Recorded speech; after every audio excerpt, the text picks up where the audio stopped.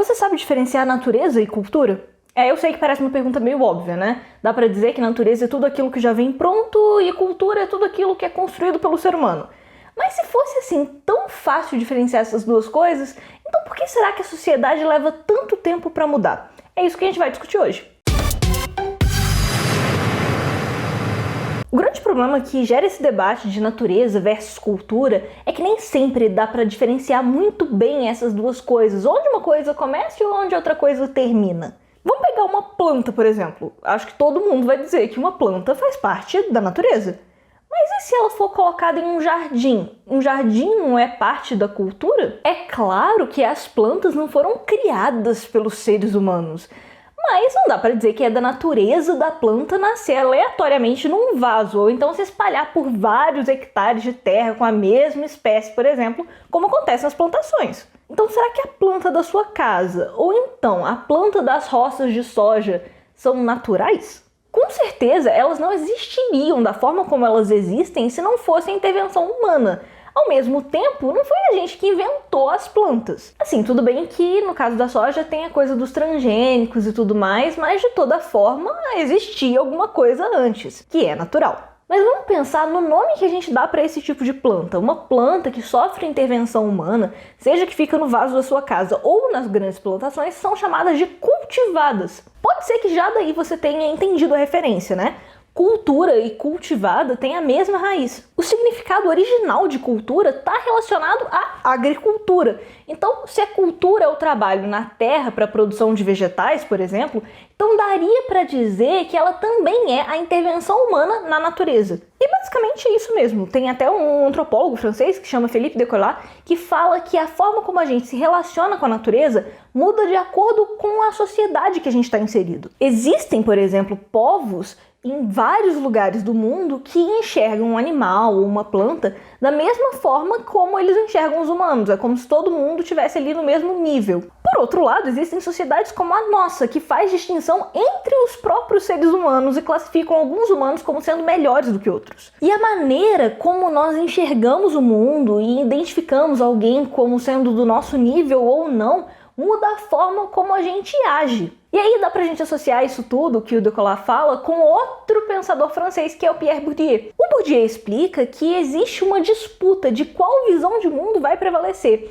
Então na nossa sociedade, como também em várias outras, as pessoas não são vistas como iguais. O que acontece é que algumas classes são privilegiadas e impõem condições e regras a outros grupos. Mas eu acho que o mais perturbador nisso tudo é a maneira como fazem isso. Para o Bourdieu, existe uma coisa que chama poder simbólico. Ele funciona convencendo as pessoas de que não existem várias visões de mundo em disputa. Na verdade, só existe uma visão de mundo e que ela é a natureza, ela é natural, então ela não pode sofrer mudanças, porque as coisas são assim e sempre vão ser. E essa é uma das distinções entre natureza e cultura. Quando a gente entende alguma coisa como natureza, elas não podem ser mudadas de verdade. Não dá, por exemplo, para falar, não, hoje vou fazer um peixe voar. E aí você vai chegar, colocar uma asa num peixe, e aí ele vai conseguir respirar fora da água. Não é assim que funciona.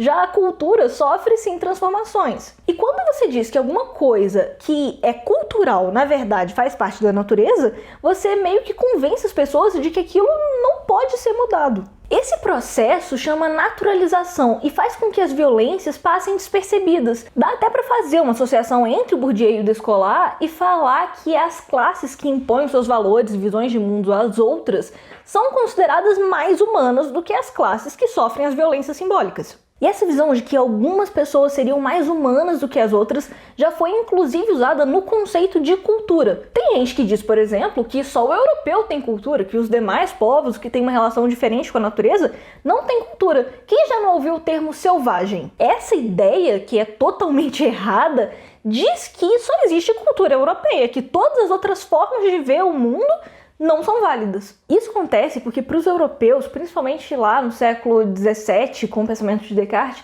precisava existir uma distinção clara entre o que era humano e o que era natureza. Para ele, o homem, e vamos deixar claro, era o homem, não o ser humano, precisava ser senhor e mestre da natureza, controlar a natureza. Seguindo essa linha de raciocínio, uma cultura, um povo que enxerga um animal, uma árvore, como sendo do mesmo nível que uma pessoa, era considerado inferior. Isso porque na cultura europeia, que chamam de ocidental, o ser humano não faz parte da natureza, mas ele é superior a ela. E essa visão de mundo se torna ainda mais ridícula se a gente for pensar como a forma como as sociedades ocidentais lidaram com o mundo deixou o mundo numa situação terrível.